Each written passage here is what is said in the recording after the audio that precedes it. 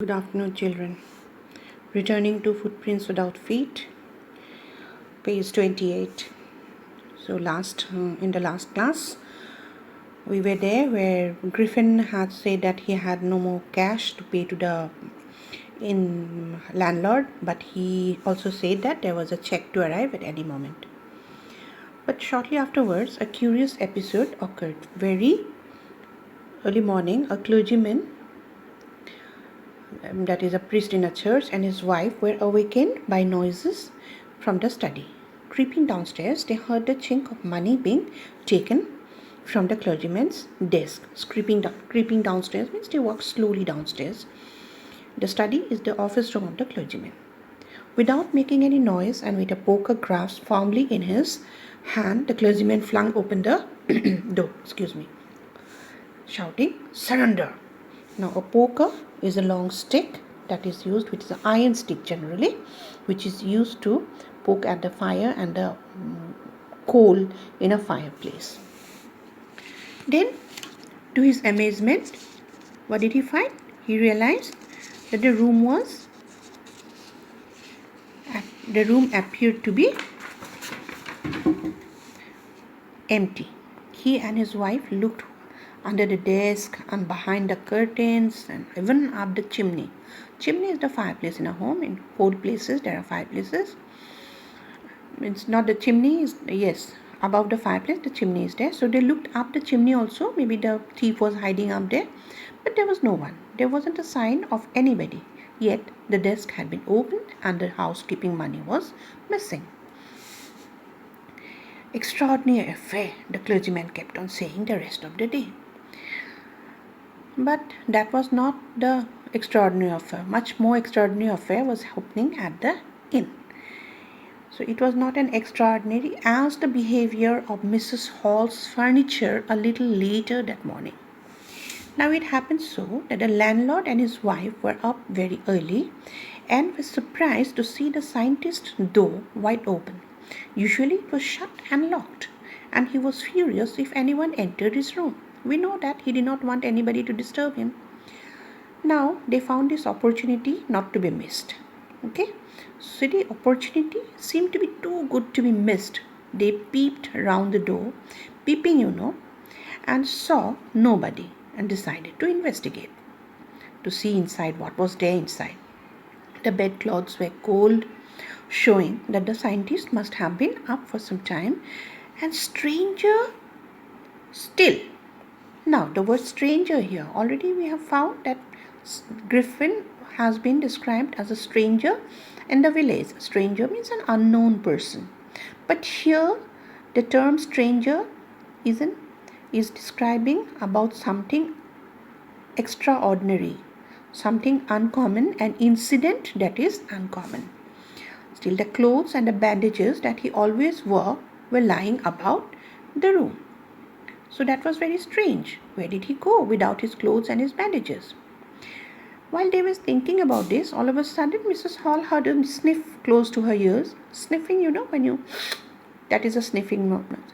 And a moment later, the hat on the bedpost leaped up, means as though it jumped up and dashed itself on her face, hit her face. And then the bedroom chair became alive. As though it became alive, it springing up into the air, it charged straight at her, legs foremost. And she and her husband turned away in terror. The extraordinary chair pushed them both out of the room and then appeared to slam the lock and lock the door after them. Now that was something very strange. Mrs. Hall almost fell down the stairs in hysterics. She was crying. She was scared. What is the matter? She was convinced that the room was haunted by spirits. She believed that there were ghosts in the room and that the stranger had somehow caused this to enter into her furniture. So believed that there was ghost in the room and the scientist, the stranger, had made those ghosts enter into her furniture. She was crying. My poor mother used to sit in that chair. She moaned. To think it should rise up against me now. She was so sad. The feeling among the, when this incident immediately it was talked about. So all the neighbors came to know about what was happening to the furniture at the inn. The feeling among the neighbors was that the trouble was caused by witchcraft. Witchcraft, black magic, jadoo tona. But witchcraft or not, when news of the burglary at the clergyman's home, burglary means the theft at the clergyman's home, became known, when all the neighbors also came to know about the theft at the clergyman's house, the strange scientist was strongly suspected. So all of them started suspecting the scientist and of having had a hand in it. And suspicion grew even stronger when he suddenly produced some money, ready cash, though he had admitted not long before that he had no money. So he wanted to pay money to the landlord, and the previous day or a few days ago he said that he had no money. So the village constable was secretly sent for. Instead of waiting for the constable, Mrs. Hall went to the scientist, who had somehow mysteriously appeared from his empty bedroom. "I want to know what you have been doing to my chair upstairs," she demanded, "and I want to know how it is that you came out of an empty room and how you entered a locked room." They were suspicious. They thought that it was not done by anybody else but the scientist. So secretly the police constable was called for. But before the constable arrived, Mrs. Hall wanted to know how he could produce money and how he appeared from the empty bedroom, how he entered the room which was locked. She demanded these things of the scientist. Now, we all know that the scientist was very angry person. Earlier it has been proved. The scientist was always quick-tempered. Now he became furious. "You don't understand who or what I am," he shouted. "Very well. I'll show you."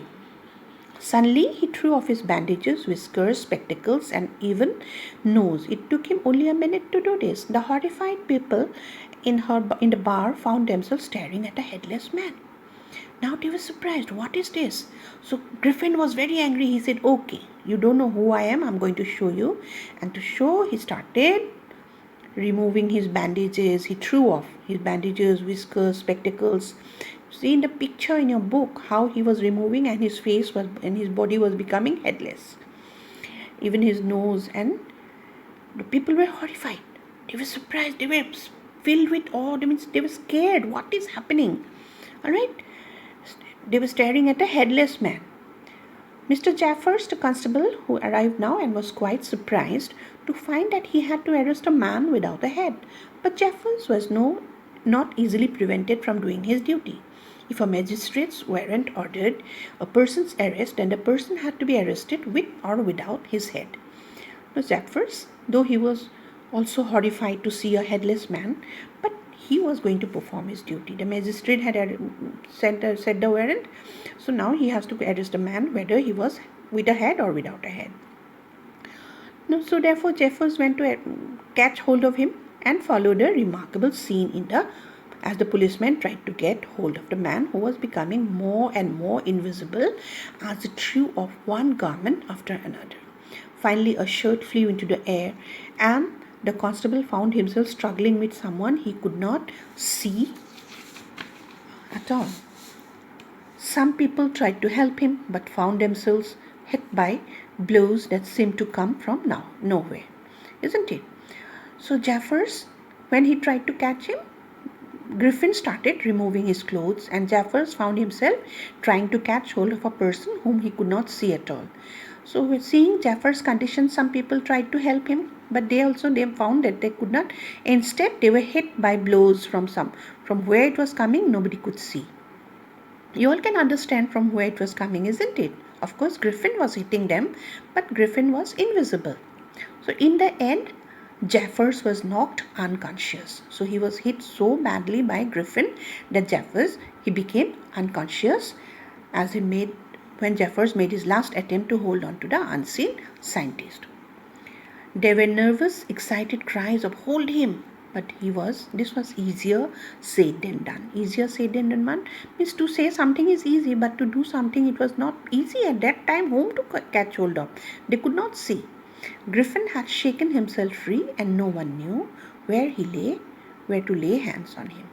So Griffin had become invisible, had shaken himself free, and no one knew how to hold him. And ultimately, Griffin fled from there, as we can assume that Griffin was again back into being a naked man without clothes roaming around. And we don't know what he will do next, isn't it? So, this is a very nice story, children. You listen to this explanation to read and read the text very carefully. After a little while, I will send you some questions and you will have to write the answers. Please don't copy from each other. Last time I saw some of you having the same mistakes, similar mistakes. So that means somehow you managed to copy from each other. Though you have sent them in classroom as well as to my personal WhatsApp account. But somehow you managed to copy. Please don't do that. Try on your own. I will be correcting you. Alright? And these long questions I will give you afterwards. Okay, here's signing off. Good day.